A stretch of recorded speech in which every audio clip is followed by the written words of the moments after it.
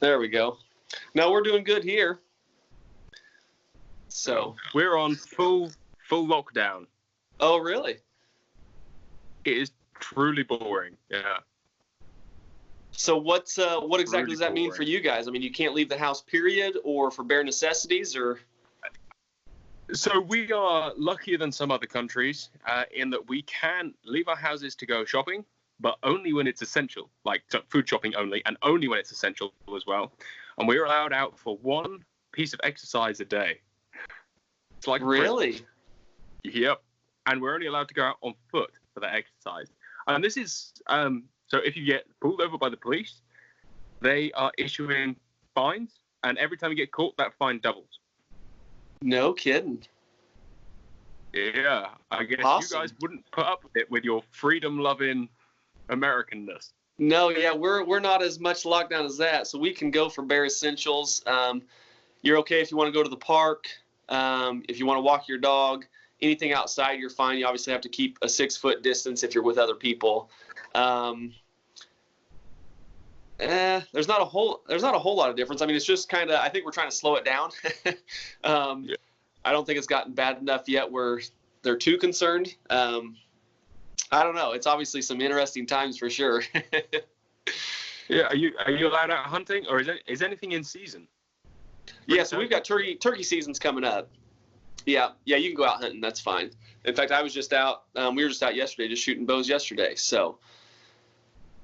Sweet, man. I suppose we'll crack on with the main sort of meat of this, and that is, you obviously saw our video, which contains some of your beautiful footage. I really enjoyed the channel. Scott had a damn good go through it, actually, now. Oh, thank you. And the mixture of opinions on there, lent mostly by the British side, was that bow hunting is cruel, perhaps inhumane, perhaps. And I wanted to talk to somebody who has done a significant amount more than people who say it's cruel in England, who probably have never done it. Right. And that's you. So first things first, introduce yourself, please. Yeah, my name is Brett Rousselle. I've got a company called Backcountry Bowhunter, which is essentially just me and just following my adventures. I film all my hunts. That's all I do is bow hunt. Occasionally I'll go out with a rifle and we'll shoot coyotes just for some predator control. But for the most part, all I do and all I want to do is just bow hunt. So that's kind of me in a nutshell, I guess. Why is that, or how long has that been the case? Oh my. I probably started, I remember shooting a rabbit when I was probably 2nd or 3rd grade with a bow and arrow. And I loved it right from then. I put a stock on this rabbit in the backyard. We lived kind of in a small little town off towards the edge of the city limits, if you will. And, I remember I got a hand-me-down bow as one of my brothers, and my dad, he bow hunted. Both my older brothers, they all bow hunt. My grandpa bow hunted. That's all we've done. So yeah, I just starting out, I got a hand-me-down bow, and obviously, like any kid, you want to experience what it's like. So I get some arrows and go in the backyard, and I see a rabbit, and I put a stock on him, and end up, no joke, I shot this rabbit on the run, and that was my first kill. Now, granted, I had shot this bow before I just went and shot a rabbit, But when I felt comfortable with it, I thought, shoot, I'm gonna go on a big adventure, a big hunt, in the backyard, and put a stock on a rabbit and shot him on the run. And from there, I was addicted. I just hooked.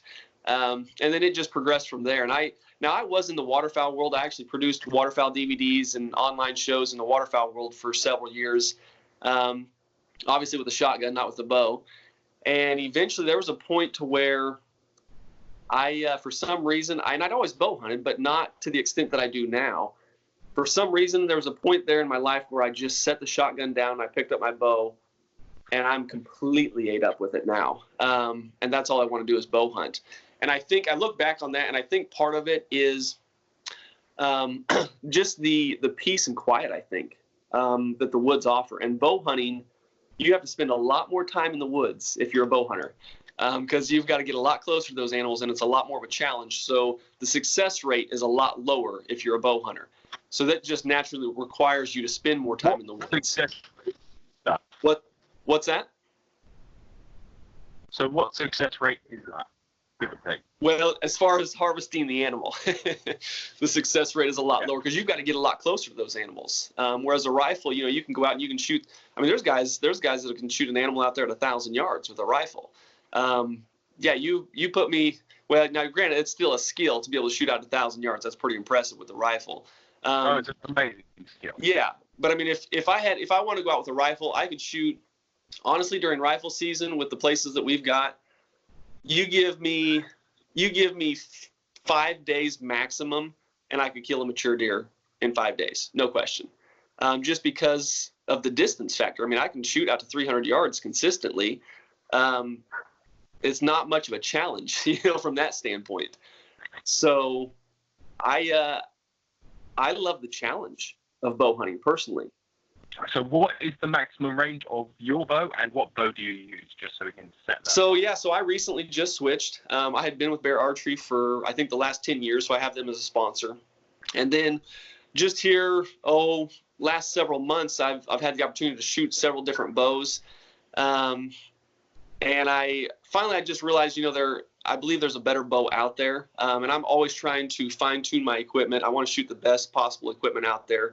And right now I'm even going through sights. I've got several different sights that I'm going through, and I'm shooting different sights right now just to figure out what I want. Everything from the weight of the sight to the adjustments on the sight. There's a ton of different things. I could get all nerdy on you and go into great detail. But there's a ton of different things that go into my equipment and what I look for.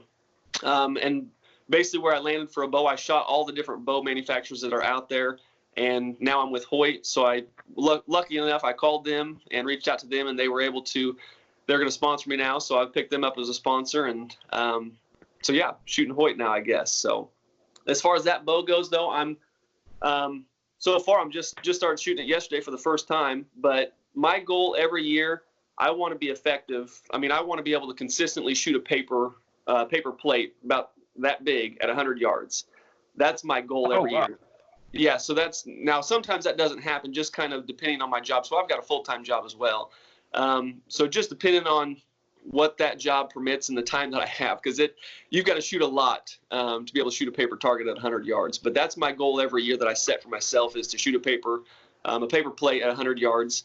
And as far as kill now, I won't shoot an animal necessarily at that far, but I for sure want to be effective. I mean, I want to put smaller groups then at 70 and 80, and I'll for sure shoot an animal at 70 yards. So wow, it's a lot longer. It's a lot further than I thought it would be, for sure. I was thinking it'd be like 40. Oh, I mean, well, and again, it's dependent upon the shooter. I mean, it's you've got to go with what you're comfortable with. Like I said, I don't always get my goal of hitting a paper plate at 100 yards, and obviously those years, I range myself in. I'm not going to be shooting an animal at 70 yards. If I'm not comfortable taking the shot, I'm not going to take it. And again, that just depends on how much time I've had that year to practice and really dial a bow in. And I have to do that every year, because I get a brand new bow every year, so I've got to dial that bow in every year.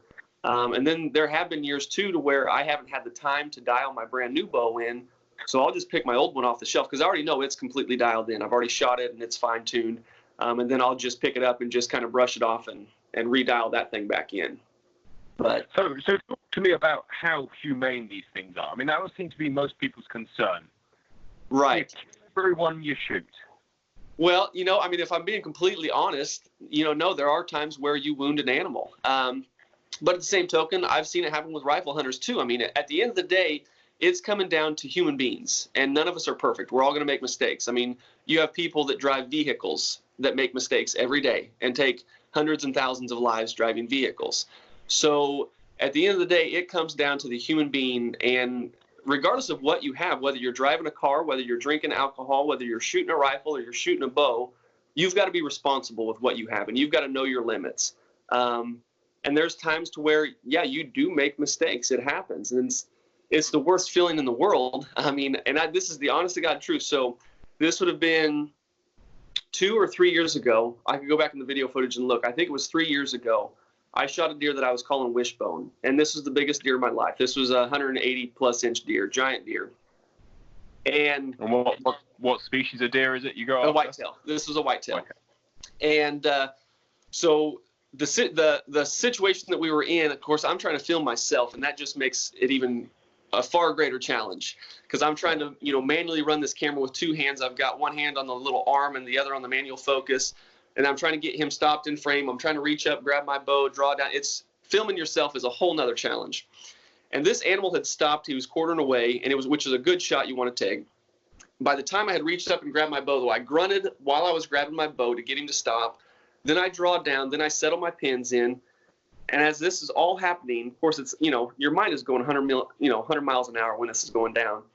By the time I settle my pin in, I release the arrow, and just as I pull the trigger on my release, that animal takes a step forward with his back hind leg, which that wind up hitting his back hip bone, and I didn't get a lethal shot on this animal. Well, we tracked blood, and is small drops of blood, and we tracked blood for. I bet we tracked blood for 3 miles. And eventually I ended up having a dog come in and track him too. Eventually we didn't find this animal. And anyways, long story short, this is the honest God truth. I was so sick to my stomach. I actually end up getting a medical condition. It's called ulcerative colitis. And they technically don't know what causes this, but there's several things they've identified it to, and stress is one of those.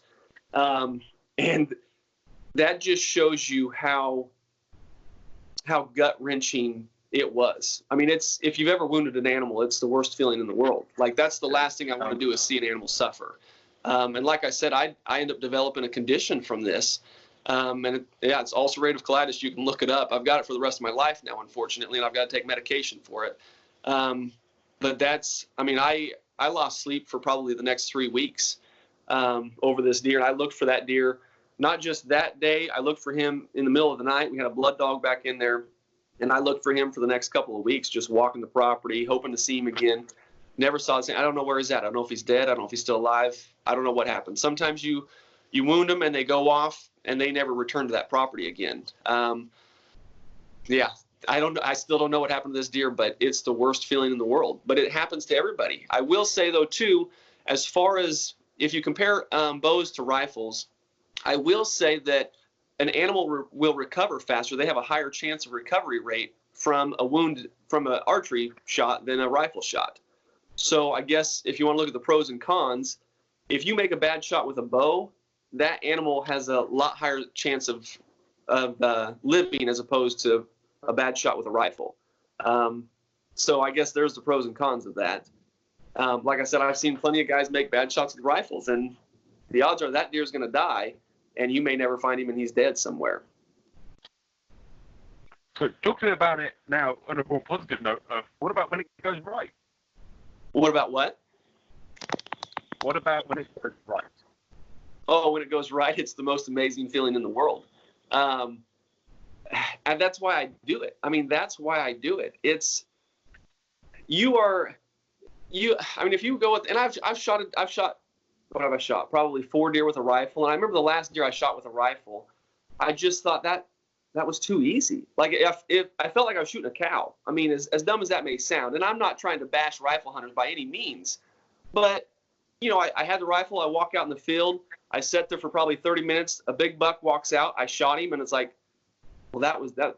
It just felt too easy. It wasn't a challenge. Like I said, it felt like I was shooting a cow. And I don't mean to. I'm not trying to diminish rifle hunting, because there's still a challenge to it to some extent. It's not as easy as shooting a cow, but on that hunt, it was as easy as shooting a cow. And ever since that, I was like, I don't want to do this anymore. I want more of a challenge. Now, I've eaten a lot of tag sandwiches. I've gone out plenty of years now, and I think I had a span there where I think I went 3 years without ever filling my tag, without ever killing a deer. Whereas if I had a rifle, I could have shot a ton of deer. But it's that's what makes, when it does go right, that's what makes it so incredible. I mean, it's the most amazing feeling you're ever going to get, because you have to be more in tune with your equipment as well, as opposed to a rifle. A rifle, you just settle the crosshairs. You've got to dial it in, don't get me wrong. But once it's dialed in, you can set it on a tripod, you can anchor it well, you're not moving, it's stationary. Whether it's a bipod, monopod, whatever you use, pull the trigger and you're done. A bow, there's a lot more of an art form to it, if you will. You've got to be extremely tuned in and dialed in with your equipment. And it's almost as if you develop a relationship with that bow. because you've constantly shot it so much that when everything goes right and you and your bow are working in unison with this wild animal and everything happens, it's the most incredible experience you could ever imagine. I mean, and that's why I do it. That's what I live for. Is it humane? That's a difficult Oh my goodness, is it humane? Absolutely. So it's just as humane as a rifle. In fact, I shot a deer one time, and this is before I was filming. I wish I had this on film because I get this question quite a bit. And this is before I started filming my deer hunts. I wish this was on film. This is the honest God truth. So I had a deer feeding in a food plot. We planted this nice little clover plot, feeding in a food plot, and he was out there at 20 yards. And I'm up in a tree stand. I drew down on this deer, shot him, got a complete pass through, which it went completely through the animal. It stuck in the dirt on the other side. As soon as that arrow hit that deer, he flinched, he looked around, and then he went back to feed. And I sat there like, and you can hear the hit. You know when you make a shot and you hear the hit. And I knew I'd hit the animal, and I'm sitting there, I'm like, because a lot of times they'll run off. Well, I'm looking at this thing, I'm like, what's going on? But then I see blood coming out his other side, and then eventually he just lays down. It was like he just started to get tired. And he just lays down and then just slowly puts his head down. It's like he went to sleep and he died. And I think, so that in that scenario, and I've only had that happen once, but I think in that scenario, I didn't hit any bones whatsoever. I mean, I think it was just the absolute most perfect shot you could ever have. I think it probably didn't hit any bones at all. It just hit flesh, and then it got his vitals. It probably got both of his lungs going through. And he didn't feel anything. And then he just got quiet and tired, and literally just knelt down and then just fell asleep.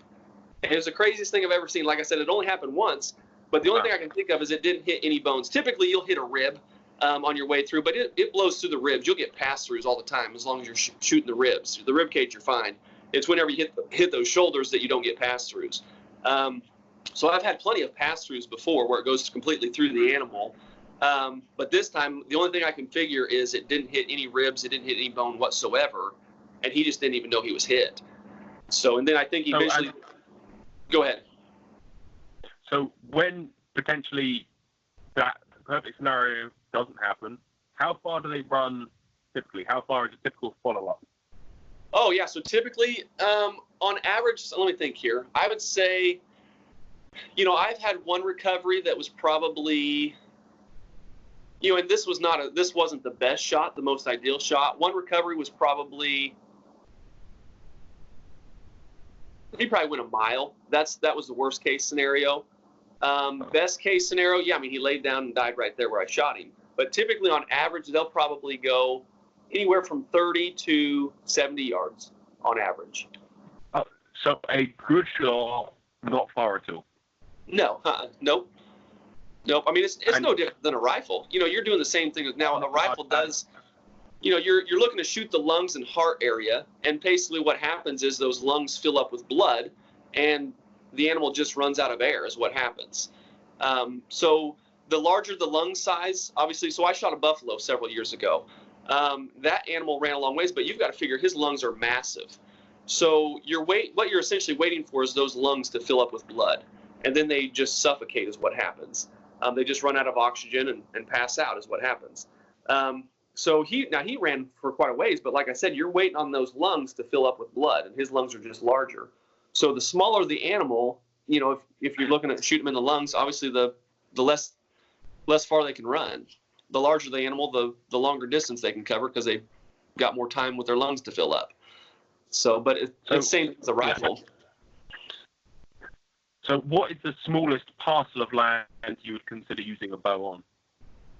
Oh, the smallest parcel of land. That's a great question. So just let me think, not this last year, but the year before, I had bought a little tract of land right on the edge of city limits. I did a film on it called the Urban City Deer Project. This parcel was 25 acres.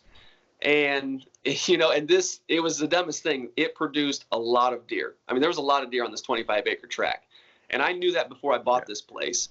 That was 25 acres. My brother, he lives on 17 acres out in the country, and he's got several good deer to go after out there. You can hunt. I don't know how it is back there, but out here, you get in the country, you can as long as you've got a prime spot, honestly, you could hunt 2 acres. I mean, I know people that live on 2 acres, a little 2-acre farm out in the country, and they just have a deer feeder in their backyard, and they'll have a crossbow or they'll have a little tree stand right there. You can hunt 2 acres. What about follow-up?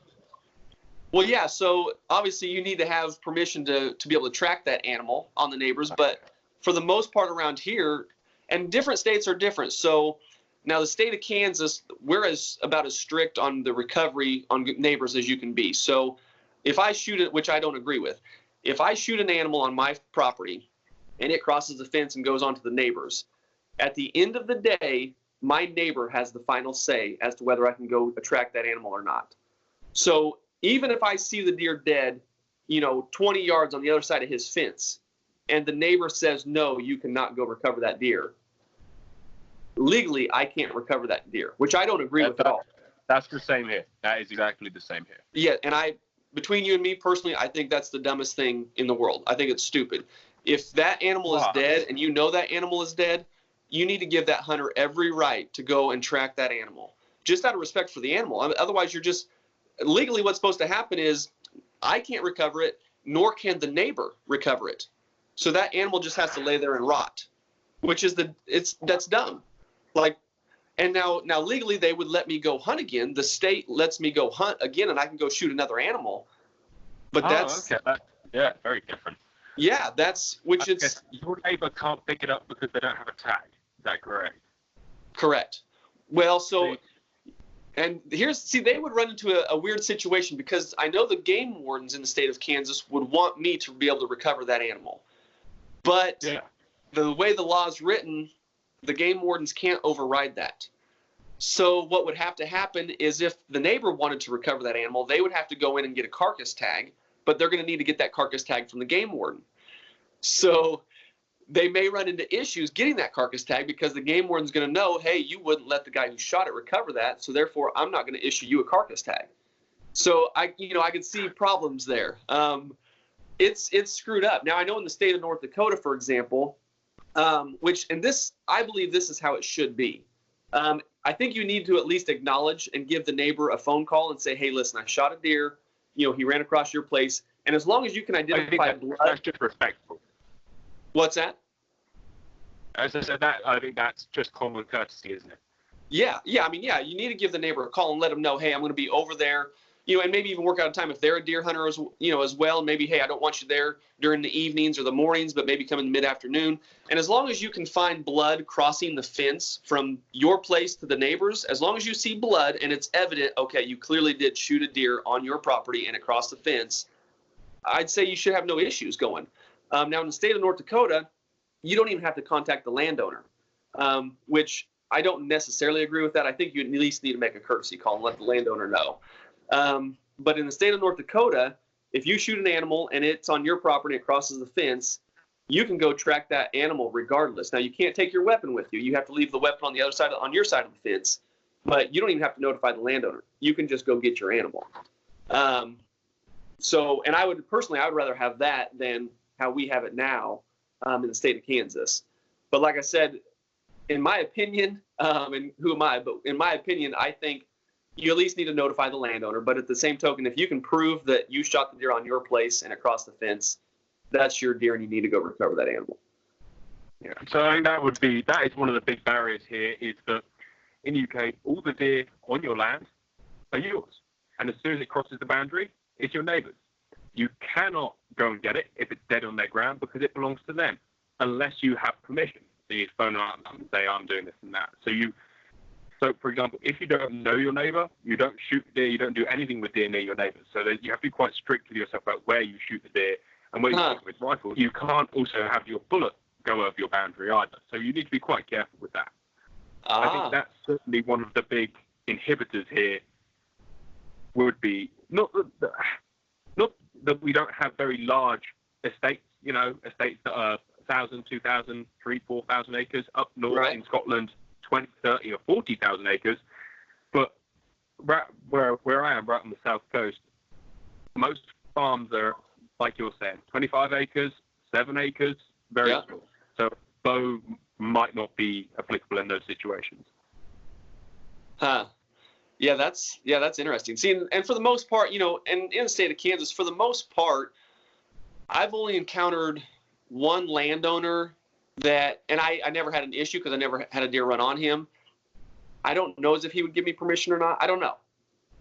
But for the most part, everybody is pretty well in unison with each other, because at the same token, the landowner, he also wants the same privilege.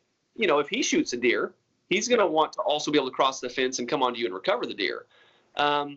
So I think for the most part, everybody's okay with it. Like I said, that's why it's been no issue for, I had another buddy of mine, he hunted on a little 5-acre tract of land.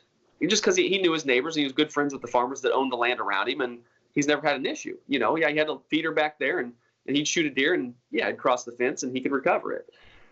And how many deer are you allowed to shoot a year? Yeah, so that varies depending on the state again. So in the state of Iowa, I think you can shoot 3 bucks, and I don't know how many does. You almost always shoot more does than you can bucks. In the state of Kansas, you can shoot 1 buck, and I don't know what our doe count is, because I never hit it, just because I usually just shoot enough meat for me and my family, and occasionally I'll donate a meat to, if there's some elderly woman or something that needs some meat.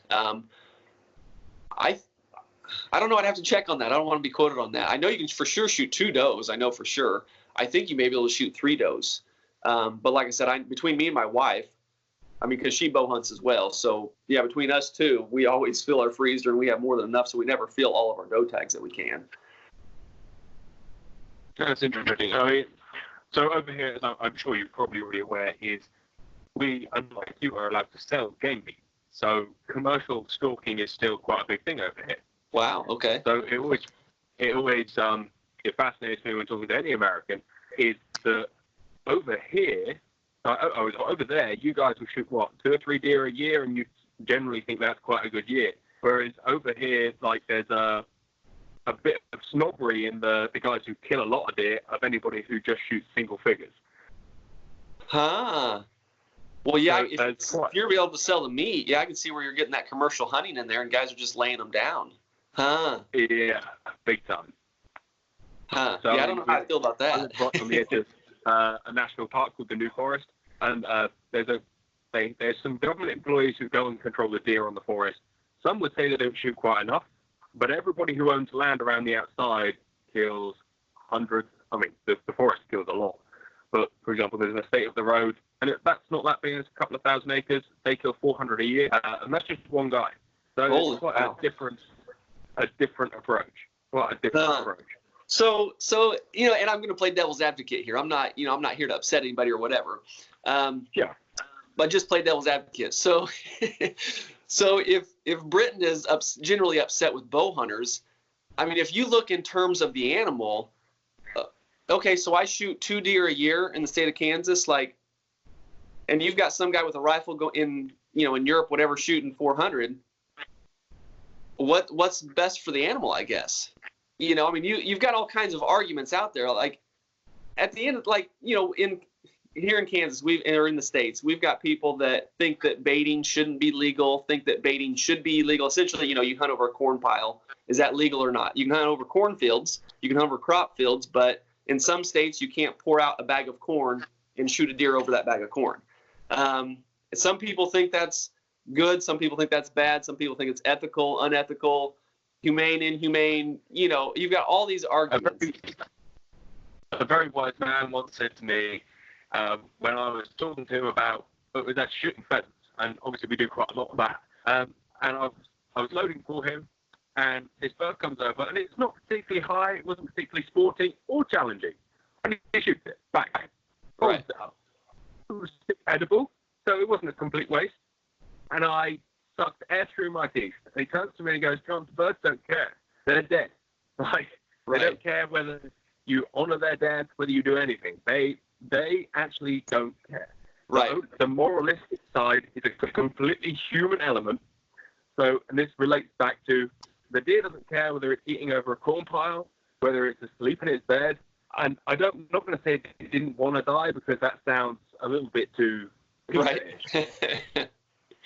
But at the end of the day, you're taking that meat for yourself as a hunter and as a top predator, and it's only up to us whether we would want to hunt it in an adventurous style or hunt it out the window of your car. Right. Yeah. No, and I don't disagree. And I mean, you've got all different arguments out there. You've got high fence and low fence places. It's just, at the end of the day, this is what I've come to realize. If you want to be pessimistic, or if you want to be upset or negative about things, you can be negative or upset about anything you want to be. So we run into, look at bow hunting or versus rifle hunting, for example, since rifle hunting is legal there. I see hunters here in the States get upset with one another, bow hunters versus rifle hunters. And bow hunters like, oh, you guys are just killing all the deer. And rifle hunters are like, well, we're more efficient with our equipment. And, you've got all these different arguments, and people just fight one another, and that's frustrating for myself. If you want to look at what's most humane for the sake of the animal, if you're taking the animal, his feelings and his suffering, hurts and suffering into consideration, the best thing to do would be drop a bomb on them. That way they don't feel anything, or headshot. Headshot's going to be the best thing for that animal. But I have seen... But only by trained and proficient hunters, because, again, the risk of wounding is so much higher. Right. So again, like, you run into all these different arguments. So if you're only looking at the suffering of the animal, well, then in that scenario, the best thing for that animal is to drop a bomb on him. That's it. Like, that way he doesn't feel anything. Then you can tone that back. Okay, so what would be the next best thing? Well, then you're going to have to be an extreme marksman, and you're shooting for the brain on that animal, and you're looking at headshots. Well, then I've seen people argue, because I've seen videos on YouTube and people bashing, oh my gosh, that's so gross, that's inhumane. It's like, what do you mean that's inhumane? That's actually the most humane thing for that animal. But they see that, because typically the head explodes like a watermelon, and it looks grotesque and whatever. Like, I've seen videos of this stuff on YouTube, and I see people just bashing, and they're usually PETA people or whatever. It's like, oh, that's so inhumane. It's like, well, actually, that's actually pretty humane for the animal. Now, the footage may be grotesque. You've got blood being splattered, whatever, and the head kind of explodes like a watermelon. But, so you've got all these different arguments. You look at a rifle, people are like, well, a rifle's probably better for the animal. Well, at the same token, you can kill more deer with a rifle. It's an easier hunt. So then you can go down to, well, what's the most challenge? What's, as far as my concern, more animals survive with me hunting with a bow than if I had a gun. What perhaps is the fairest chase? What is the fairest chase? Right. Yeah. I mean, if you want to, and you can make the argument too of, well, maybe I should try to go after the animal with a fork. That's not very humane. If you wind up killing the animal with a fork, that was a challenge, and you're going to have a harder time killing an animal with a fork than I am with a bow. But at the same token, when you finally catch up with that animal, that's not very humane. The animal's going to suffer a lot. But at the same token, you look at the wild, I've seen animals get hung up in fences. Yeah. I've seen them eaten alive by coyotes. And I think that's something that we have progressed as humanity, I guess. Hunting is. No, exactly. And that's where there's that disconnect. And I think the further we have gotten as humans, if you will, we have progressed. And, now we've got grocery stores. We're not cavemen living in caves anymore. Now we've got grocery stores. We can buy our meat. And there has been a huge disconnect from where meat comes from. People now, you look at some kid, if he was completely, and I've seen city people like this, people who are completely disconnected with the outdoors and have no touch with the outdoors whatsoever, they think their meat just comes from the store. They don't see the process. Do you realize that meat in that saran wrap package with the foam on the bottom, like, you do realize that came from an animal, right? And that animal was alive at one point in time. He had a life, and somebody had to take his life, whether he grew in a pen his entire life and then had a bolt in the head. At some point, that was a living creature. But we get in the habit of just going to the grocery store, we throw the meat in the grocery cart, we go and check out and pay for it, and we eat it. And there's this huge disconnect as far as where that meat actually came from. And that's something that only your hunters and your farmers are going to really know and have that connection and know this is where meat comes from. It takes life to give life. And that's the process of life. You watch The Lion King, and it's pretty equivalent. The circle of life. It's pretty simple if you think about it. And yeah, there are people there's somebody that had to kill that cow so you could eat. There's somebody that had to kill that pig so you could have pork. And whether that animal grew up in a pen you could argue whether that's humane or not. Like, at least the deer that I'm shooting, they're out in the wild and they're running around. They're not caged up in fences. I mean, you've got all kinds of arguments. At the end of the day, I'm all for it as long as you're doing it legally and as long as you're being respectful and responsible. I don't have a problem with people drinking alcohol, but be responsible with drinking alcohol. I don't have a problem with people driving cars and vehicles, but be responsible. When you get behind the wheel of a vehicle, you need to be responsible. It's no different than with a rifle or a bow. If you've got the equipment in your hands, if you can only shoot out to 300 yards with a rifle, then I would not expect you to try to make a 900-yard shot. It's just plain and simple. Like, oh, there's a big deer. He's out there at 900 yards. Well, I'm going to try it. I'll just raise my crosshairs up on him and I'll try. No, if you can't make a 900-yard shot, then don't make a 900-yard shot. It's the same thing with the bow. If I can't make an 80-yard shot on an animal, I'm not going to take it. And only I know that. Only I know how well I am dialed in with that equipment, whether I can or cannot make that shot. And it's going to be dependent upon a lot of things. It's going to be dependent on the wind, a lot of scenarios. So at the end of the day, it comes down to the individual, not the state or the government, which they set, legalities to some extent. But at the end of the day, it comes down to the human being who's behind that piece of equipment, whether it's a bow or a rifle, and their conscience and their heart, I guess, as far as whether they're comfortable making the shot. That's with anything in life. Whether you want to drink alcohol or drive a vehicle, you've got to be responsible. All right, we'll take one little rewind, and that would be to look at small game, where you started when you were just a kid. I presume small game is unbelievably humane by comparison to a deer. There's no argument there. I don't see any difference personally. See, and this is something else. This is, oh my goodness, you can get into. I mean, let's go even smaller than that. Let's look at insects. Let's look at ants and grasshoppers and spiders. Mm-hmm. I mean, where do you want to stop? And that's the thing. Like, people have a tendency for whatever reason, people have a tendency to look at big game. They're more heartfelt. They're and I don't understand. Me personally, I don't understand. It's an animal. It's a lot easier to empathize, isn't it? Right. Like, it's harder to disconnect from a deer than it is a rat. Right. With a rat, everyone hates rats. You can blow rats up with tannerite and everyone's cheering. There's nobody going to go, oh, poor rat. Whereas if you start doing that to hogs, I think, personally, we start going, oh, poor pig. Yeah. Well, and I don't know, some of it has, I read an article, this was, a couple years ago, and I think it has something to do with it.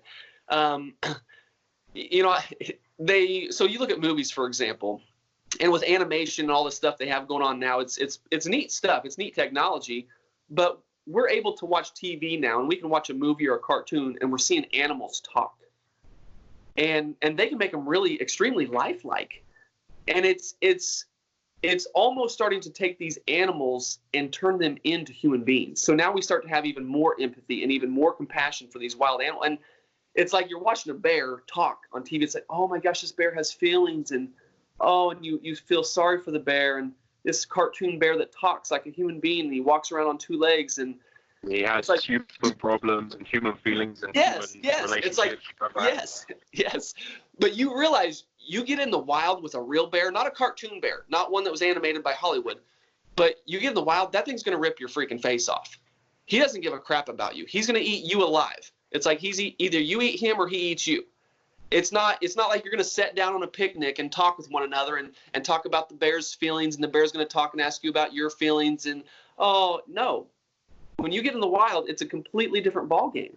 And that's what people don't understand. And so this article was basically stating that how some of these movies are starting to condition people to feel sorry for animals, as if it's given them personality. And that's why you're seeing an even larger disconnect between, PETA people and hunters, I guess.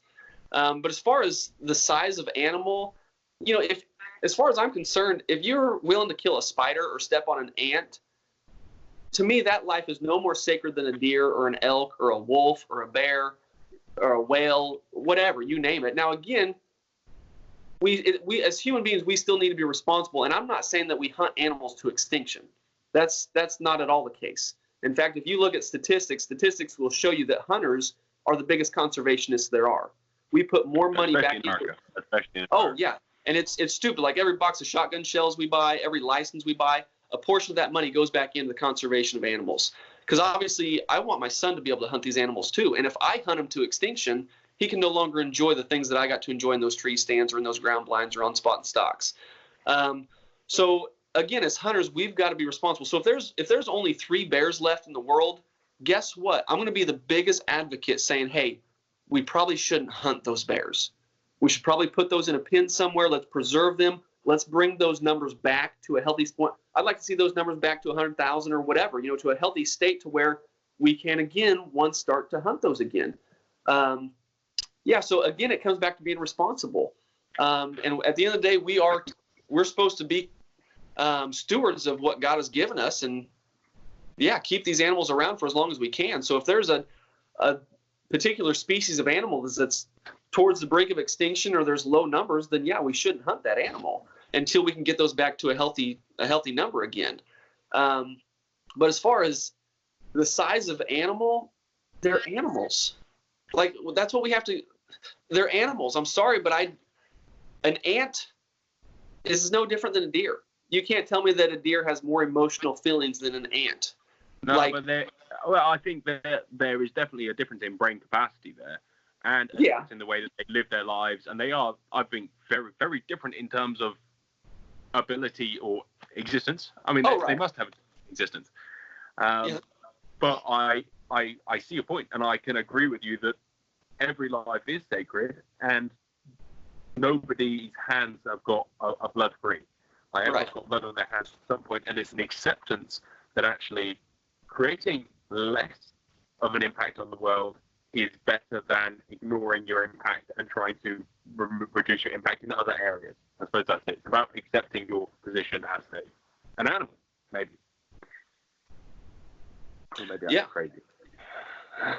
I mean, you look at the life expectancy, of a dog or something, or, deer. So white-tailed deer, I mean, an extremely old white-tailed deer is 9 years old here in the States. I don't know how they get there, but here you'd be hard-pressed to find a deer that's 9 years old. In a park, you get older deer, but in the wild, it depends. We got 6 deer species, and they all vary in age capacity by some years. A red deer lives a lot longer than a roe deer, for example. Right. And mule deer, same thing. Mule deer live longer than a whitetail, and elk, same thing. But that's just it.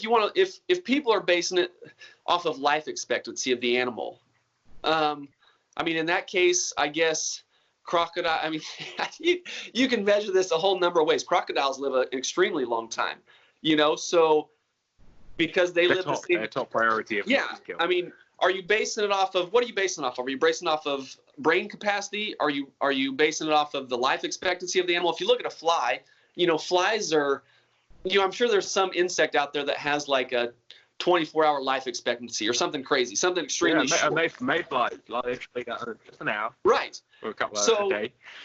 Yeah, so do we look at it, are we basing it just off of life expectancy? Like, well, this animal's only going to live 24 hours anyway, so let's just kill them all. Who cares? They're only going to live 24 hours. But at the same token, though, those animals are replenishing themselves. They're reproducing. And at some point, I'm sure that, as annoying as flies can be, I'm sure they still bring something to the ecosystem.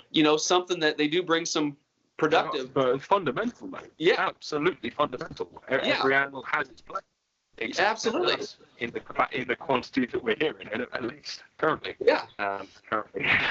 So that's again where I'm sorry. Like, if you're gonna be upset with somebody killing a deer, then as far as I'm concerned, then you shouldn't be stepping on any ants when you walk around. You should be walking on eggshells when you walk to the store and make sure that you're not killing any creature whatsoever. And you can even take it down to plant life. Should we be cutting trees down? There's pros and cons to this. You could get into a whole argument of what's ethical, what's, at the end of the day, life begets life. You've got to have life to sustain life, and death is part of that, and take it for what it is. You have to live in the most healthy way in that relationship, as you can afford to in your situation that you're forced to and live in. A quick question, and I suppose probably leads on to a deeper subject, is the US's relationship with deer. Do you view deer as pets? Oh my goodness, that's a good question. So, and so I've actually had one as a pet, a deer. So I've got a buddy that has a high fence place, And legally, he can rehabilitate deer and stuff, such as that nature. But I can legally from him. Now, again, there's laws on this and whatever.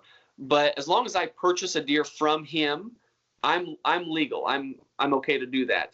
And what I have done is and I don't know if he's still raising deer or not. He still has a high fence place, and you go in there and buy hunts from him and go in there and shoot animals with whatever you want to shoot, a bow, rifle, whatever. Does that float your boat? Do you like What's that? Do you shoot high fence stuff, or is that not float your boat? Or? I'm not opposed to it. I've gone on one high fence hunt in my life. I went on an axis deer hunt. This would have been, I think, last summer. Either last summer or the summer. I can't. Eventually, my hunts run together. I think it was last summer. I went on a high fenced axis deer hunt. The quote unquote pen I was in was 7,000 acres. So as much as you think this high fence was a done deal, I came 7,000 acres high. Yeah, I didn't kill an animal. I mean, the closest I got was 80 yards, and I wasn't comfortable taking that shot at the time. The deer was in some brush, like I said, the closest shot I got was 80 yards. And again, this is with my bow. Now a rifle, I could have dropped him, no problem. But I wasn't comfortable taking that shot, so I didn't take the shot, and that was the only chance I had. And we hunted hard. It didn't happen. It depends. I mean, now I'm not opposed to when you get up in around a couple thousand acres. It's a hunt. I mean, it's no different than hunting a wild animal as far as I'm concerned. It just depends. Now my buddy's place, I think he's got like 180 acres that's high fenced. Now again, there's a couple animals in there that would be extremely difficult to hunt. I mean, extremely difficult. And that's what I want. That's the challenge, right? Again, if you go out there, you get out of it what you put in. And that's anything in life. If you go out there, if you walk out there, and whether it's a bow or rifle, I don't care, and you kill an animal within the first 5 minutes, it's kind of like, oh, that was easy. I mean, we've all been to those hunts, and you always sit there afterwards, and you feel cheated. You do. Yeah. You feel yes. Cheated. But you go there, you go bang, and you go, I was hoping. Yes. I was hoping almost to not see anything, so I could feel better about. I don't know, not feel better, but you hope to see something, but you're not disappointed if you don't. And if you do, like I've been to permissions in the past, you walk through the gate, turn right, the deer stood there at 50 yards, you load your rifle, shoot it, and you go, I've got to go home. And that's okay. But it wouldn't have been as good as if I had to spend 3 hours belly crawling. Right. Yeah. Yeah. I mean, you get out of it and I've told my wife, she doesn't like the cold weather. So she would rather get her deer earlier in the season. But me, honestly, I would rather hunt every single day. If I could write a script, if I could write it how I want it to happen every year, I would hunt every single day of the season. And then finally, on the last day of the season, I would finally get the animal. Like, that's how I want it on every hunt. If I've got a 7-day hunt coming up, if I'm going to some other state and hunting some other animal, and I've got 7 days or however long the hunt is, if it's a 10-day hunt, I want to hunt my guts out every single day of that hunt. And then finally, in the final hours of the last day, finally kill the animal. That's what I want. I mean, because you appreciate it so much more. I mean, you go through the highs and lows and you think it's not going to happen. It's like, man, it's not going to happen. And then but you keep plugging away, you keep staying after it, and then finally it does. I mean, that's the Cinderella story of hunting, and that's how I want it every time, if at all possible. Always with a bow. Always with a bow. Yeah. Now there's several animals. I don't know if I'll have the money to ever hunt a Marco Polo. There are some animals out there that I don't know if you could do it with a bow. Because you're looking at, you had a lifetime and lots of money. Exactly. Yeah, exactly. You'd have to have a lifetime and stupid amounts of money, way more money than I've got. Which is the market for sheep now? About 40 grand, 50 grand. Yeah, they're getting up there. So that's just it. So the top of my bucket list, for example, is a brown bear. I want to kill a brown bear with my bow and arrow. That's at the top of my bucket list. But those hunts right now are running $25,000. So, and my wife, she asked me, she said, are you going to take a rifle? I'm like, no, I want to do it with a bow. Like, period. I want to do it with a bow. Now, I will still have a rifle as a backup option. So if I get towards the last couple of days and I haven't got it done with a bow, then yeah, I'll probably pull the rifle out. Just because you're spending, that's a lot of money. You know, that's a lot of money for me at least. You hate I to guess spend that kind if of, you don't get it, that tag doesn't roll over, that No. money doesn't roll over. No, it doesn't. Yeah, and that will probably be a one-time trip if I'm lucky, maybe two if I'm lucky, and that's only if I don't get one on the first trip. So, for example, I'm going on a moose hunt here in September. I'm going up in Alaska. We're getting dropped off, and it's kind of a DIY hunt, a do-it-yourself hunt. We're hiring a bush pilot to fly us in back in the middle of the wilderness, and he's going to drop us off, and then we've got to survive for 10+ days, and we're on our own essentially. But I'm going to take a rifle as a backup. But you better believe I'm going to hunt. Of the 10 days that we're going to be there, I'm going to hunt the first 8 with a bow. Period. I'm not even going to take the rifle out. So the first 8 days, yeah, it's bow only. But again, I'm spending lots of money to go on this hunt. So if I get to the last couple of days and I still haven't got it done, then yeah, I'm probably going to break the rifle out. So just because you're spending that kind of money, and I don't have that kind of money to keep going on those trips. To try to do it a second time. Right. Yeah. Yeah. That's right. So you are like, I would say, 80% diehard as a bow hunter, but you're not diehard enough to sacrifice huge amounts of money for zero success. Right. Now, if I had huge amounts of money, if I was a millionaire, oh, absolutely, I'd go on this hunt every year, and until eventually I reached a point where I was like, okay, I'm done with moose. I've shot enough moose now. Now it strictly comes down to a financial standpoint, and obviously trying to sell this to my wife of, hey, honey, because she obviously wants me to kill something. How many women will go into, a shopping center and just give their money and come back with nothing? My wife is like, you better come back with something, because obviously meat is a big thing for us too. Like that helps sustain us as well. That saves us on our grocery bill whenever I come back with some meat. So that's part of it too. It tastes damn good too, I expect. What's that?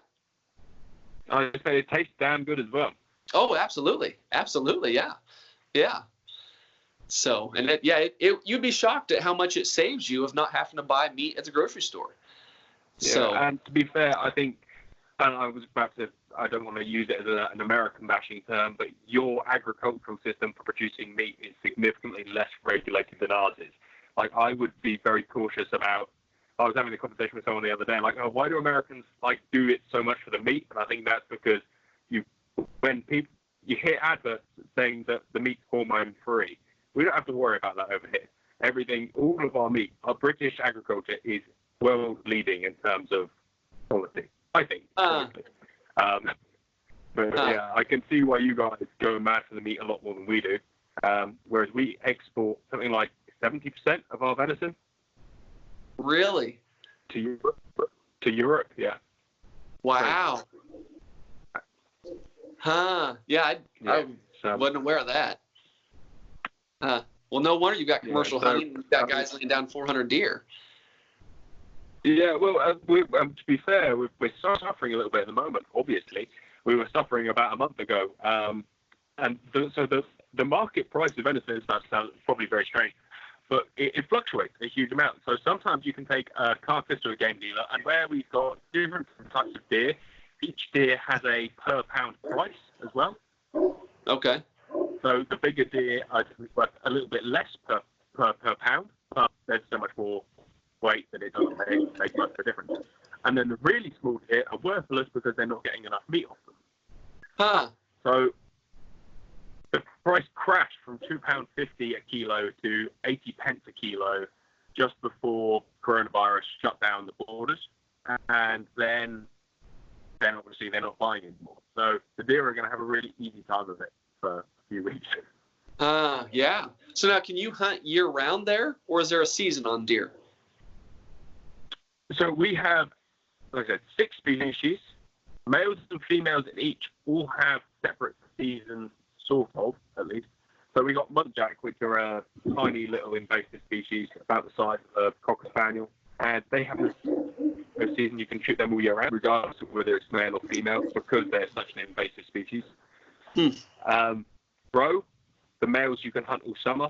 So all summer is for roebucks, and or muntjac. And then over the winter, everything else has its season, which are all slightly different.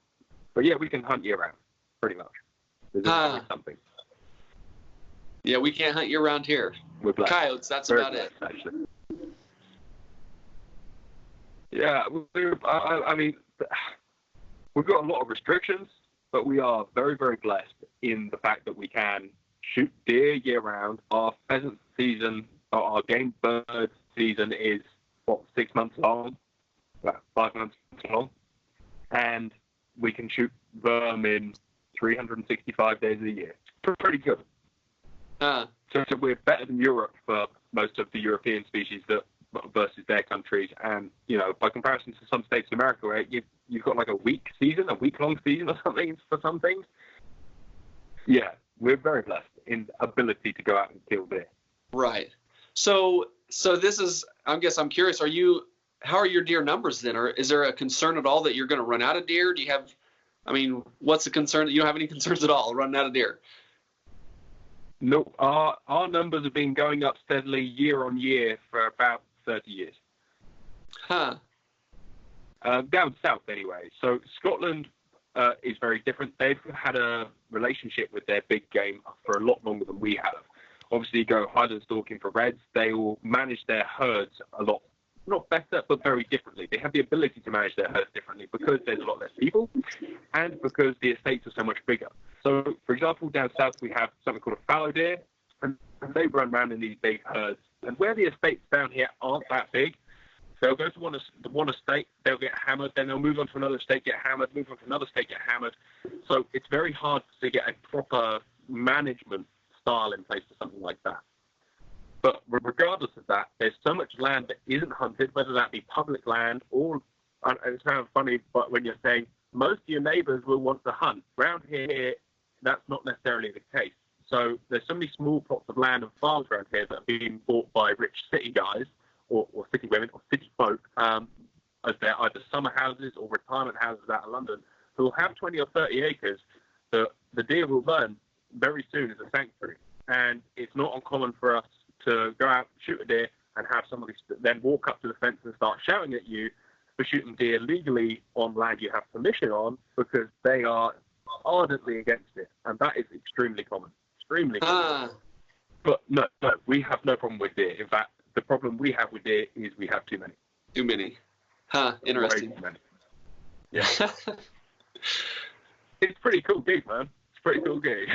Right. So when are you going to give me the invite? Mate, you get the flight when coronavirus is over. I'll take you out. You can't use a bow. You'll have to use a real gun with bullets and such. But how are we going to change that? We've got to change those laws over there so I can come with a bow. Yeah, I don't know if people are like. Sounds strange, but I think the biggest the biggest anti-brigade to that would be hunters themselves because they wouldn't want a spotlight on them. Hunting over here isn't like hunting over there in that everybody pretty much hates us. We have such a small fraction of hunters by comparison to population-wise you guys. But trying to change anything is more than likely going to garner negatives overall rather than any positives. So trying to open up something like bow hunting would more than likely bring extra restrictions. They're never going to give something without taking a huge chunk away, and I think that's what most people's qualms are with even lobbying for change. It sucks. Yeah, that does suck. I couldn't live over there. Yeah, I mean, France is only like an hour flight, and you can bow hunt there, so that's something. If you want to do bow hunting, or America is again not that far in a world where you're actually allowed to travel. So there are options, and there's actually quite a few bow hunters in the UK. I know 2 or 3 guys who travel abroad, not every year, but every other year to go bow hunt because you can't here, but you can practice a lot. I think it's that ability to practice, whereas here you really trying to practice with the rifle is very hard. So, like I said, parcels of land are small. We don't have very many public ranges at all, and most local ranges to here that are club ranges are maximum 50 meters long. So it's not practicing long range shooting or even medium shooting, or even, 50 meters is a realistic distance to shoot a deer around here. because of the size of the land and the forestry styles and this kind of thing. But you could practice with a bow in your garden quite happily, even though it may not be sensible in many cases.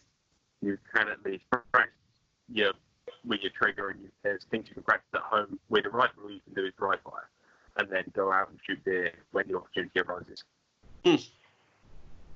So do you guys, the rifle hunters, of course, hunters, I don't know. Do the hunters pretty much hate us over here then that bow hunt, us bow hunters? Like, are you against what we do over here?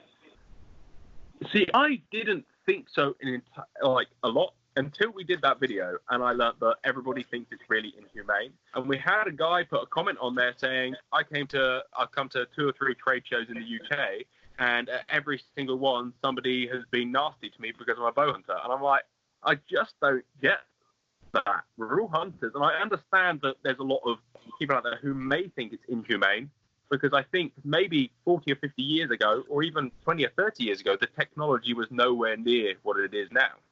Right. As well as the education and the knowledge, because we can all be professionals now in anything because we just learn it off YouTube, pretty much. But no, I don't think people hate you, but I think there's a lot of ignorance perhaps that goes with it, and as well as, well, rifle is just superior. We invented it to be better, which, to be fair, it is a better killing machine. I have no doubt about that whatsoever. Well, and a bomb is more superior than a rifle, so let's just drop bombs on it. Well, I was going to say the best killing machine for deer is a captive bolt gun, and you walk them into a slaughterhouse and you just knock them on the head with a captive bolt gun. Right. And that's probably the thing that kills most animals for meat in the world. Right. That and a 38 special single-shot pistol that we use for humane dispatch here as well. Yep. And a 410. Right. But yeah, no, I don't think people hate bow hunters over here, but I think that there is,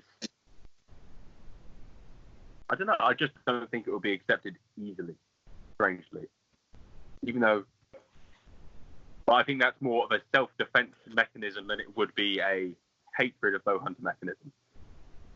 Even though deer, and it is lucky, I mean, we face a lot of prejudice over here, mostly aimed on the game bird side of things, because of the intensivity that we do it with, because, well, we like to shoot larger numbers than most other countries in a very different style. Right. But I don't think there's ever going to be any pressure on the deer side, because even like the big sort of national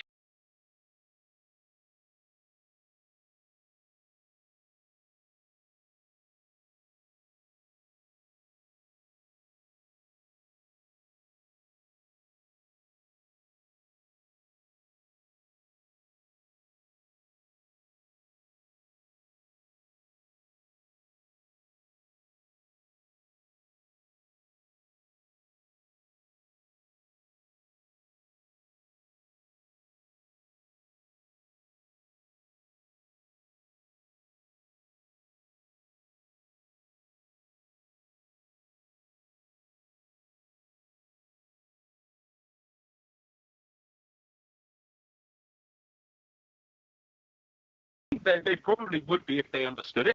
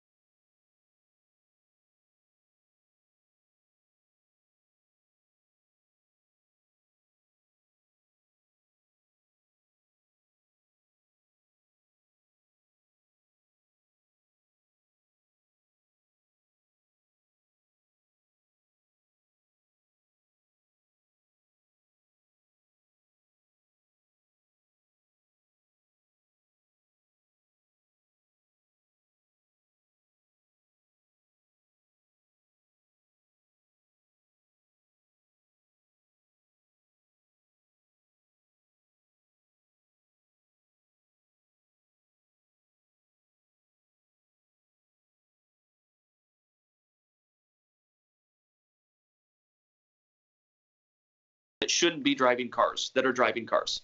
You've got people that are shooting rifles that shouldn't be shooting rifles.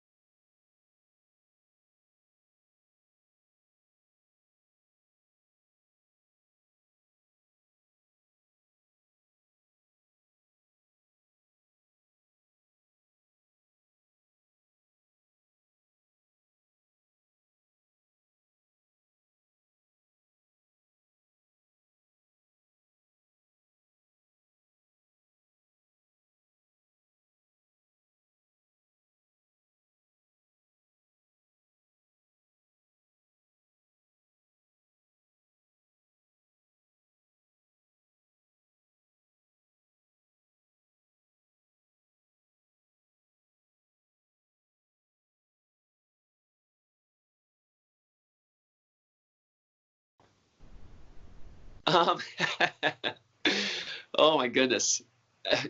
My first gut feeling is no. I personally, I'm not a fan of legislation, and maybe that's the American in me. You're American, right? Yeah, I'm an American. Freedom, right? Um,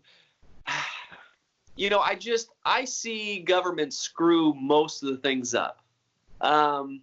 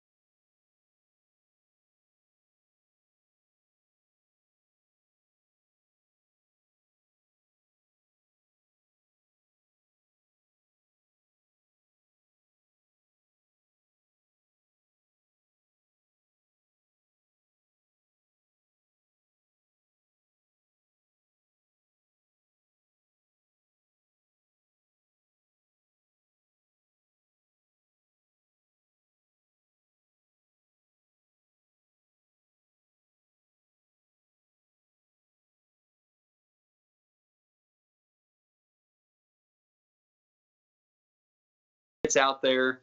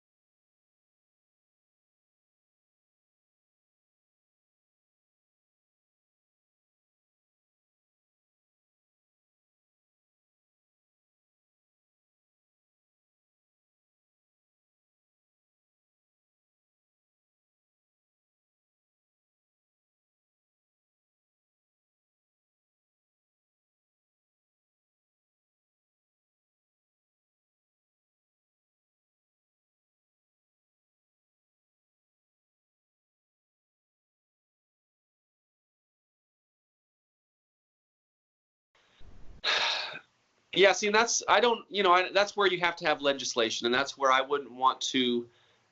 You do have to have some legislation, because I hate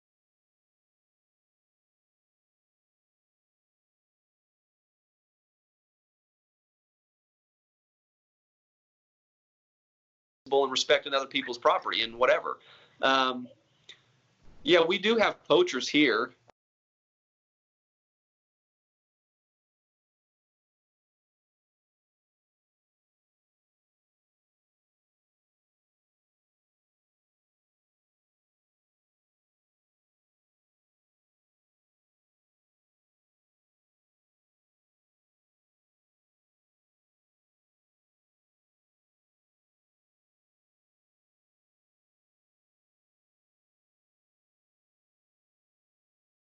Can't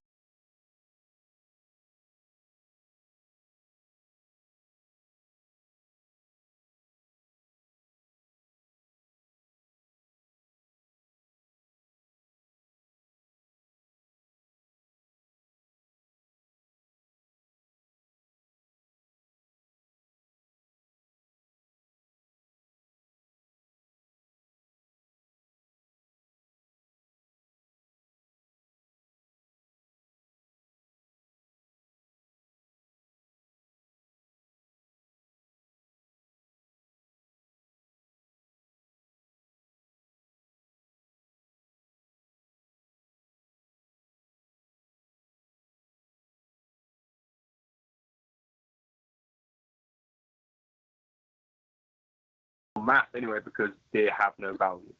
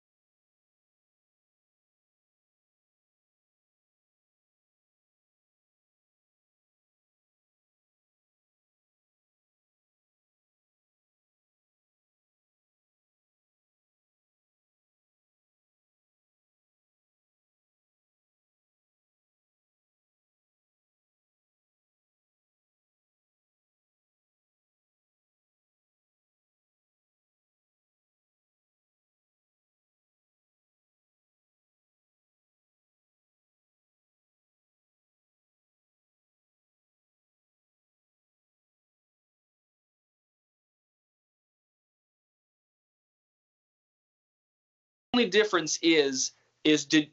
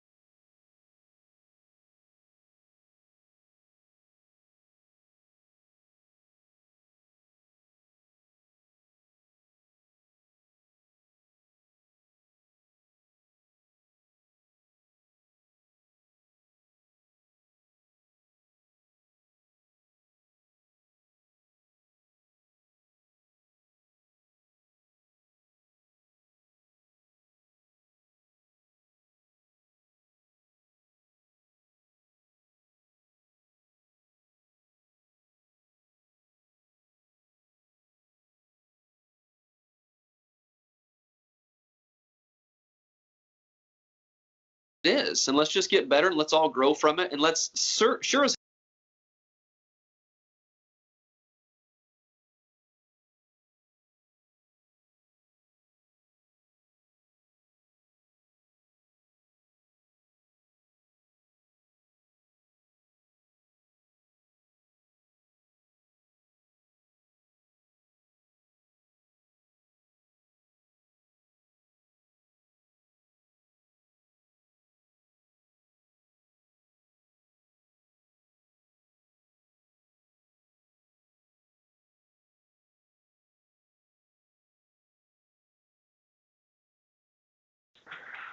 And thanks for clearing that up, mate. And if we ever get out of the corona and you're allowed back on play,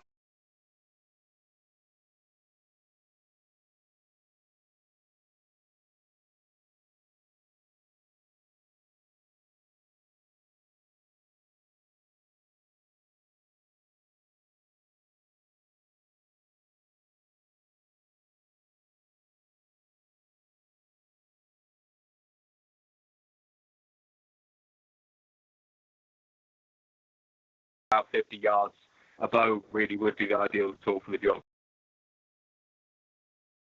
Rifle, if you like. sounds good. Well, I'll be. You put a rifle in my hands, I'll be that guy that winds up shooting 400 because I'll be like, this is easy. I'll just start picking them off. I'll be like a sniper out there. From the hip, mate. From the hip. Hey, I appreciate it. Like Andy Oakley. Right there, you go. Take care. All right, have a good one, man. I'll speak to you in a bit.